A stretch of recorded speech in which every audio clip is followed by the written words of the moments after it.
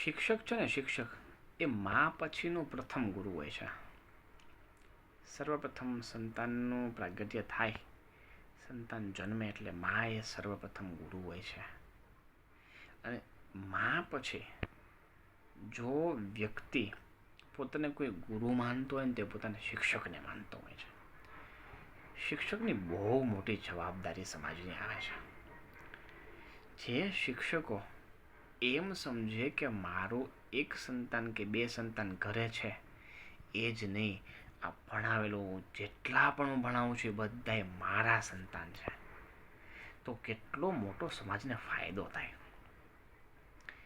શિક્ષકોની બહુ મોટી જવાબદારી આવે છે. એવું કહેવાય છે કે ભારતનું અર્થતંત્ર છે ને, ભારતનું અર્થતંત્ર અને ભારતનું ભવિષ્ય એ ભારતના શિક્ષકના વર્ગખંડની અંદર ઘડાતું હોય છે. શિક્ષકની બહુ મોટી જવાબદારી આવે છે.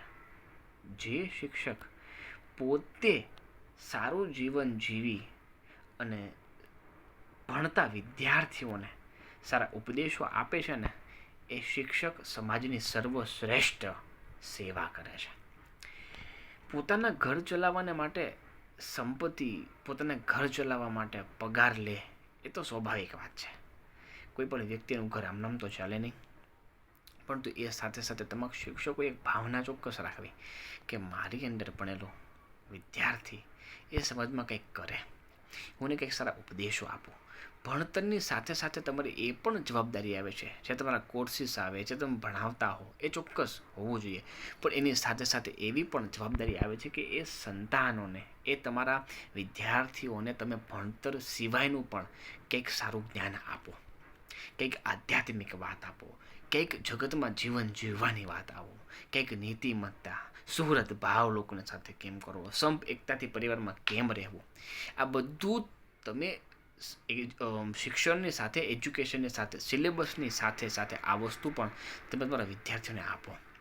જો તમે તમારા વિદ્યાર્થીઓને બધું આપશો ને, યાદ રાખજો, આઈ સ્ટીલ રિમેમ્બર મારા ઘણા બધા શિક્ષકો મને હજુ યાદ છે.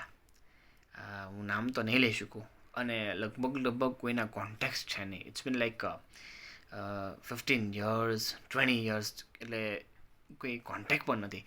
પણ હું ઘણી વખત હૃદયથી યાદ કરું બધા શિક્ષકોની સાથેની મેમરીઝને, તો એમ થાય કે નહીં, એ બધા શિક્ષકો ખૂબ સારા હતા અને એમની પાસેથી ઘણું આપણને મળ્યું.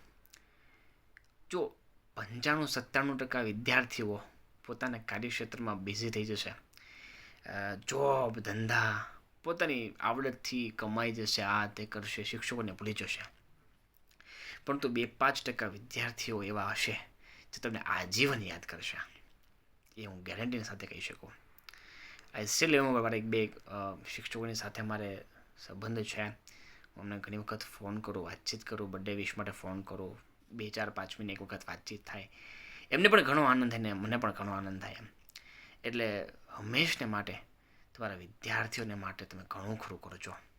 ભારતનું ભવિષ્ય, ભારતનું ભાવિ એ વર્ગખંડની અંદર ઘડાતું હોય છે.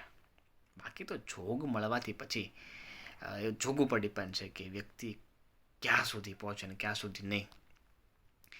પરંતુ શિક્ષકની બહુ મોટી જવાબદારી વિદ્યાર્થીઓને ભણતરની સાથે સાથે ઘડતરની પણ હોય છે. શિક્ષકોને ખાસ મારી રિક્વેસ્ટ છે એ વિદ્યાર્થીઓને ભણતરની સાથે બીજું બધું પણ ઘણું આપજો, જેથી કરીને વિદ્યાર્થી પોતાના જીવનની અંદર ખૂબ આગળ વધે. ક્યાં તો પછી શિક્ષકની પદવી સ્વીકારવી જ નહીં.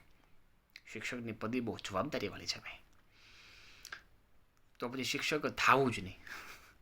શિક્ષકની પદવી બહુ જવાબદારીવાળી આવે છે. શિક્ષક બનવું એટલું ઇઝી નથી હોતું.